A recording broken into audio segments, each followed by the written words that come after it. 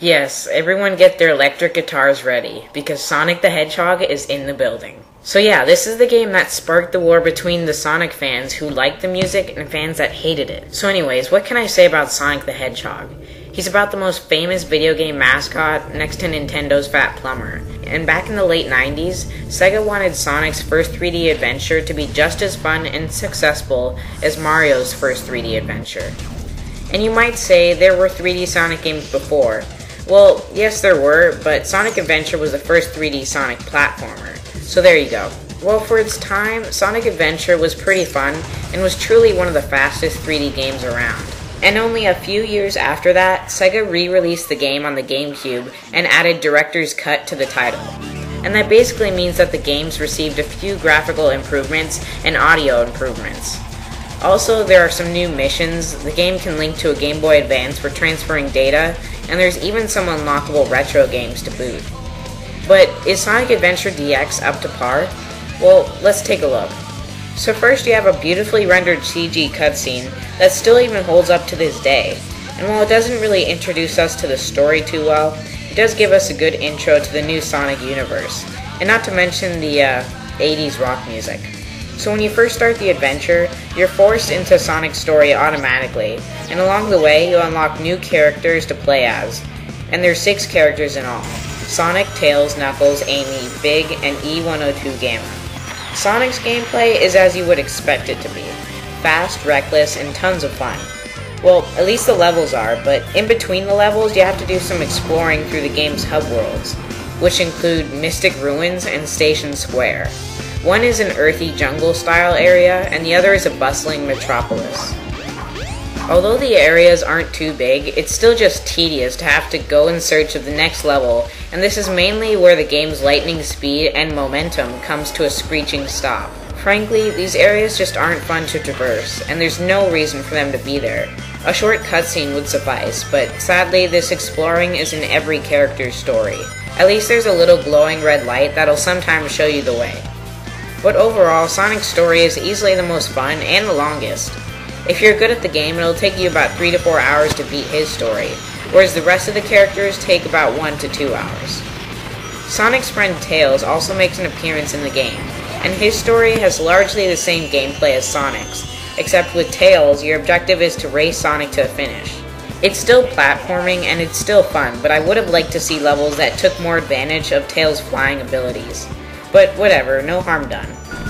Knuckles levels are a little more original, but aren't very fun to play at all. It's primarily a scavenger hunt for the missing pieces of the Master Emerald, and it's on a hot-cold basis. So the closer you get to the Emerald, the faster your indicator will flash.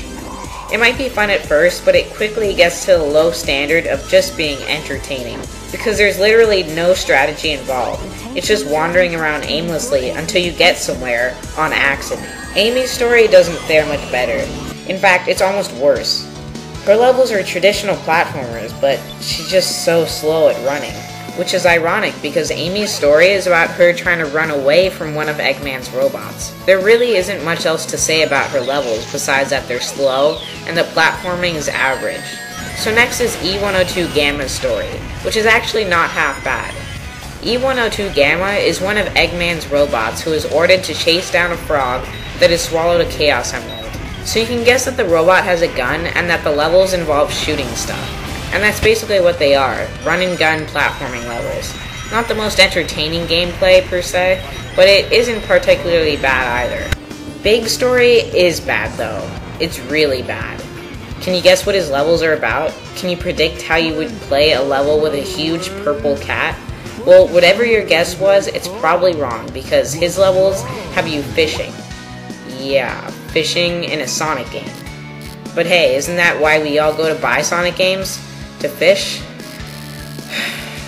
So the story of the entire game revolves around a water monster called Chaos that uses energy from Chaos Emeralds to transform. Once it has all 7 emeralds, it reaches its perfect form and has the power to destroy the world. So how does that involve Sonic, Knuckles, Tails, Amy, Big, and Gamma? Well, Eggman is the one stealing emeralds for Chaos. And obviously, if Chaos gets all 7 emeralds, it basically spells doom for everyone. So now that story's out of the way, we can talk about something else, like that rock music. Put simply, it's hit and miss.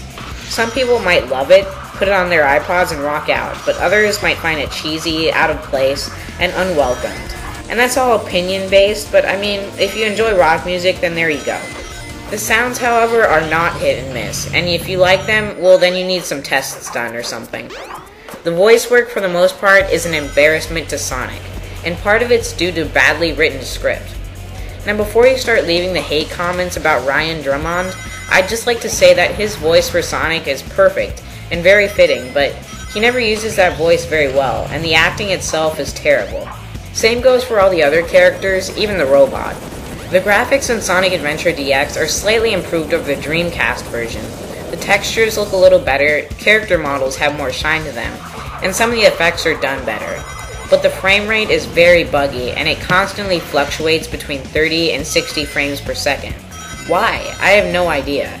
The game overall just seems very glitchy, especially in Sonic stages. Overall, you'll definitely see better graphics on the GameCube. The controls, though, are the best part of the game, actually. They always work, and they're mapped out well. The only thing is that the camera angles get in your way a lot. So on the whole, if you happen to have a GameCube or Wii lying around, and you're looking for another Sonic game, then this is an alright choice for you. It's not the best port around, but it's good enough for a rental and a purchase for the fans.